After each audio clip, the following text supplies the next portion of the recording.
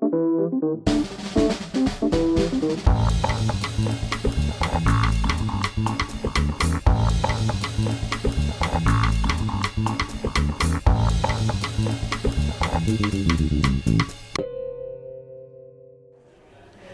Doug, September 27th of next year is the Bristol's 40th anniversary. That's amazing.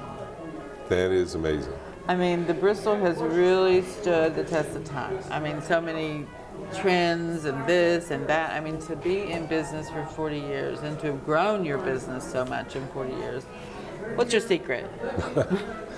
Well, good fortune, I would say, is first and foremost. But no, as you know, it's a crazy business. It's a difficult business. You know, it's different trends come and go, and I've been blessed by having people who came to work at the Bristol who loved it and who became a huge part of it and stayed for a long time. Pete Peters, our general manager here and our chief beekeeper, was here the day the first Bristol opened, and for most of the people who come into the Bardstown Road Bristol, he's the face of the business. But there are more people than I could name who have been working with this company for 20 plus years, and it's allowed us to grow, and that's, I guess, if I have a secret, it's being fortunate with many of the people we hired and retained over the years. Well, there must be a reason for that. I mean, it must be a good place to work. I just pay them like crazy. More owners should do that. Oh, yeah. Do what you do. Well, what changes have you seen in the restaurant scene in Louisville in 40 years? I mean, my God, it must be a ton. It's amazing. Well, the biggest change, really, between 1977 and today is that there are more restaurants than people now, whereas there used to be more people than restaurants. But seriously, you know, back when we opened this, there weren't that many independent restaurants. And those that existed were in most cases like pizzerias and more downscale operations.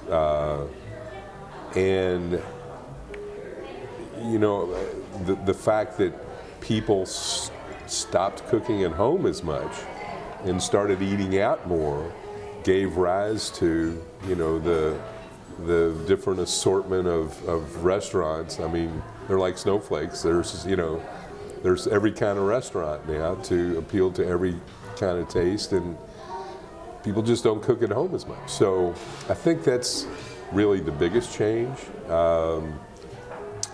But you know, there certainly have been numerous changes in our culture over the last 40 years that have also fueled that growth. And you know, we're talking about Louisville Originals and how it was formed to bring the importance of supporting local restaurants to the minds of Louisville diners. And do you think that Louisville Originals has played a part in shaping this dining scene? I will say this, that I think Louisville has more independent restaurants vis-a-vis chain operations than most any city I've been in. And maybe not New York, maybe not Chicago, but you know, given our population, I think, you know, there's a great diversity of wonderful independent restaurants of all sorts. And I'm really proud of that. I don't feel like I personally played a big role in that, but you know, I'm proud of our community for being open to so many different types of cuisines. We had a restaurant in Nashville for a while, and this was not that long, well, I guess it was long ago, but 20 years, let's say. But I was just struck by how much of a meat and potatoes town Nashville was at the time, and some of the things we did were too outrageous for Nashville or too unusual. And